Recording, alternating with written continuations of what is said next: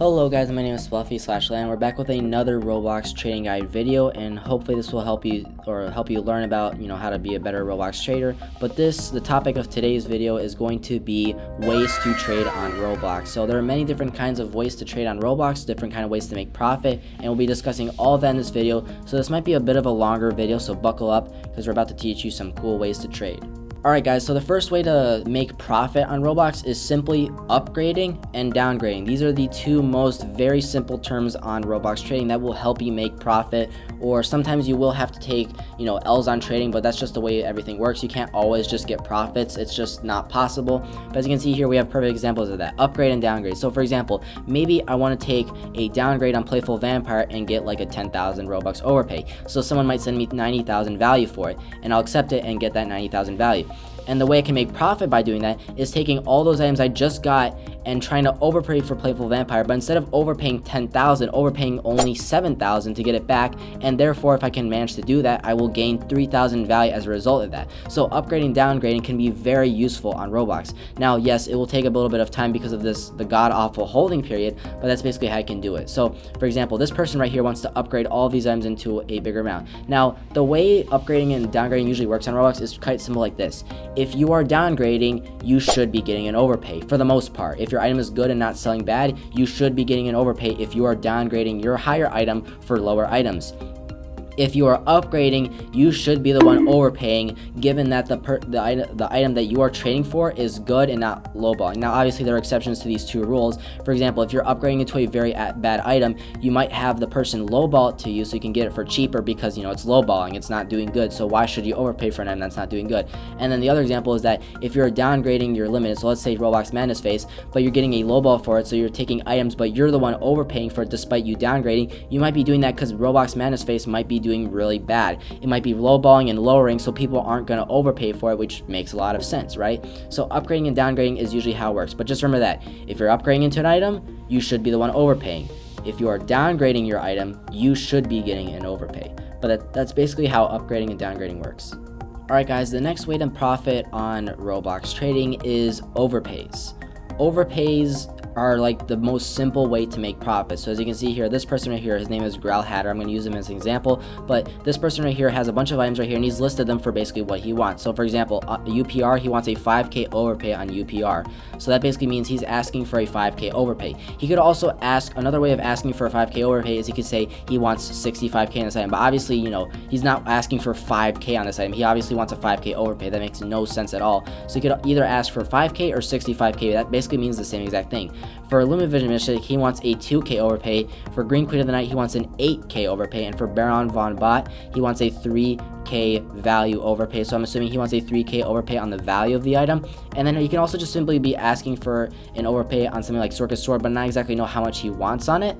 And over down here, he's asking for 2k on Adderite Antlers and 2k on Afbia, or Adderite Fedora with Black Iron Accent. And Ada stands for Adderite Antlers. But yeah, that's basically what overpays work like. Now there is another thing I have not discussed about, and that is lowball. So I can show you a quick example of a lowball. So if we go to my trade settings right here, and I can go to asking list and show my inventory only. Let's say one of my items is doing really bad. So for example, let's say Frozen is doing really bad. I can click on this item, click lowball, and click ask for asking list. Now as you can see, it says lowballing, which basically means that I'm lowballing this item voluntarily because I know it's doing bad and I want to get rid of it. And that basically means that someone can send me a trade offer and they might send me like 660k, which means I'm giving them 20,000 overpay just because my item's doing bad. Now they're voluntarily doing that because they might know how to trade the item off and get an overpay of their own, but that is not my issue. My issue is that I want to get rid of Frozen Horns, and therefore I'll be lowballing it. There's also another way of doing that. You can click go here and you can say asking for a specific value, and so the item's worth 680. Maybe I will display 660, and then 1 2 3, so asking for 660, which basically means I'm lowballing this item 20,000. The reason that someone is doing this is because their item is doing very poorly. So I would only lowball this if this item was doing really bad. Now obviously if this was doing really good, and let's say it's doing so good that I want a 50,000 overpay on it, I would click overpay, and if I click ask to add a sticking list, it'll say overpay. And I can also do this another way by going over here, ask for a specific value, and it'll say value 680, and so let's say I want like a 50k overpay, so that's 2030, that will be 730. So that basically means I'm asking for 730,000 value back. And that basically means that if someone wants to do that, they will offer me a $50,000 overpay, or sorry, Robux overpay. So you're gonna go click ask the asking list, and bam, I'm asking for 730,000 on this item, and that's how that works. But yeah, lowballs are not a way of making profit, but you have to think about it a little bit of a different way. Maybe your item is doing so bad that it's going to lower 20,000. So the smart move would be to lowball for 5K, and once you get rid of that item, you only lost 5K, and the person that gets it, it might lower so much that they might lose a lot more than what you lost. So the item lowers 20K once you trade off that person's going to lose 20,000 while you only lost 5,000. So that is how lowballs work. So even though lowballs don't sound great, they actually might save you a lot of value from time to time. For example, these frozen horns, since they dropped so much, it would have been very smart after the first drop to probably lowball it a bit. So if we go to 1 month ago, so once it dropped down to 750, it might have been a little bit, or let's say when it started lowballing a lot, it might have been smart to lowball it maybe like 30K, because then it would have dropped down all the way to 600, and that might have saved you like over 150,000 Robux. So just simply lowballing your 50K could save you a lot more. So that's basically why someone would lowball an item on Roblox if they had to do that. Okay guys, another way to trade on Roblox is to mass send. I've already talked about this a few times in one of my other trading guide videos, but that is mass sending. And so mass sending is basically, so let's say I really want this super fly cap and I already have an offer for it, but I'm not getting anyone to send me. So what you can do is just simply mass send. So you can see all these trade options right here, and all these people own Supa, and they've all owned it for more than 2 days, which means these people are not holding it anymore. So you can click trade, trade, trade, trade, trade, trade, trade, send them all offers, and therefore you'll have a better chance of a person accepting it given that your trade offer is pretty decent. And all you have to do is continuously send them trades until hopefully someone accepts it. Mass sending is a very annoying way, and some people do get very annoyed about that. However, I have seen it work very well in the often, so mass trading could be a very good way of trading. Alright guys, so another very random way to make profit on Roblox is something called hoarding. Now you might have heard of this term before, but hoarding is exactly what it sounds like. Hoarding an item, having hundreds of copies of the item so it artificially inflates its wrap. So a good example of this is an item like Game Over, which happens to be a pretty favorite item of mine. And you scroll down here, you might notice something very suspicious about this. You might see this person here called Ebonite Arrow Solid, who happens to have quite a ridiculous amount of game overs on him. And if you go, and you can actually see right here, it says hoards. If you click on this, you will see that Ebonite Arrow Solid has 113 of these game overs, which if you look right here, he has nearly the entire circulation of this item. So you can do like 177 minus 113. There's probably not a lot of premium copies that are left, and probably all these other premium copies are people that have not traded for a few years now. So if you go all the way over here, yep, all these people right here simply have not traded it off for years now, and so Ebonite happens to have the entire circulation of Game Over at this point, except for maybe like a few copies of people. But as you can see, that's actually worked out in his favor. So if you go over here to all, or maybe like a year perhaps, yeah, all. So you can see, you know, this item was selling for around like, you know, 1,000, 200,000, but as soon as you started hoarding it, it started selling for a lot more. So as you can see, it started selling for around 10,000 Robux and sold for even more. You know, it's even sold for 15,000 Robux. But as you can see, him hoarding this item, he's done very well off of it. And also, you can make a big profit off of trading the entire hoard as a whole. So you can, as you can see, he wants 80, or I guess he wants, I don't know, I guess he wants like an 87,000 overpay or something like that on it. He's asking for $1 million, but that's obviously unrealistic. But you can trade off the entire hoard and just get a bunch of it back.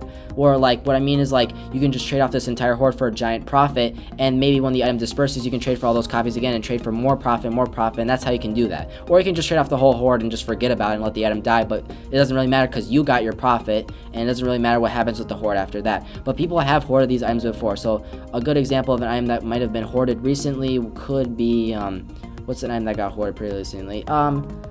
Not really sure. We can look through a few items that might have been hoarded, like for example, Chair Racing Intern might have been hoarded.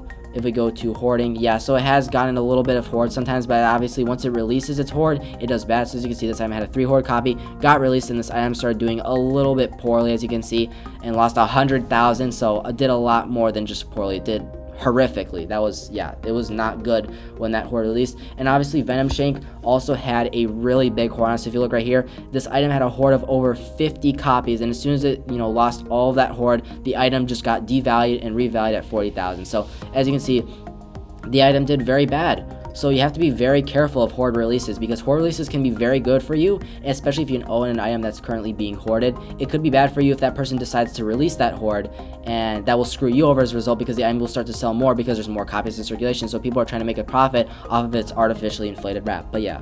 And guys, the last way to trade and make profit on Roblox is very simple: rare trading. Now, like I said, I've already said this before, but as a new trader, if you happen to be a new trader, rare trading might not be the best option for you, because trading with rares is very hard and it is sometimes very risky, and most rares are very expensive on Roblox. So trading with rares might not be the best idea when you're starting off, but maybe if you start to get around 400,000 or 200,000 or 300,000 Robux, around that amount, you might want to start consider rare trading in order to make an extra side hustle of profit, because constantly demand trading won't be feasible all times of the year, because obviously you have deflation periods. So what's to do during deflation? Well, after you trade off all your demand, you have all these other items that are pretty stable. Why not go for some rares while items are still deflating, and because they might do pretty good during that time? So rare trading is it's a pretty complex concept. You have to learn a little bit more about it in order to be more confident. I have rare traded before, and rare trading has worked out for me sometimes. Sometimes you might just get a giant overpay on sometimes. Sometimes rares will go from being nothing to something. So example right here,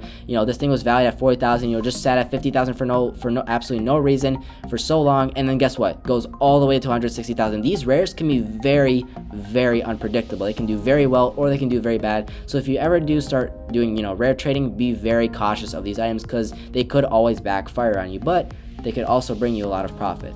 Okay guys, I want to thank you so much for watching this part 4 of 6 for a Roblox trading guide of how to do trades or ways to trade on Roblox, and hopefully you learned something new, because knowing how to trade and how to make profit is very important on Roblox. But yeah, so if you want to see part 5 of 6 for the Roblox trading guide, it'll be right here. If you want to see any of those other videos that I published, it'll be right here in this playlist. But other than that, thank you so much for watching this video. I will see you guys later.